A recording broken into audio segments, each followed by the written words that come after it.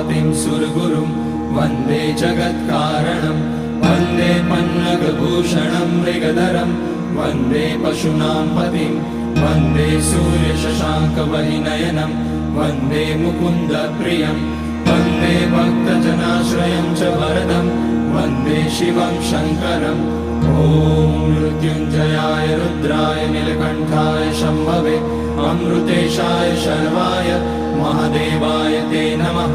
नमस्तेस्तु भगवन् विश्वेश्वराय महादेवाय त्र्यम्बकाय त्रिपुरान्तकाय त्रिकाग्निकालाय कालाग्निरुद्राय नीलकण्ठाय मृत्युञ्जयाय सर्वेश्वराय सदाशिवाय श्रीमान् महादेवाय नमः।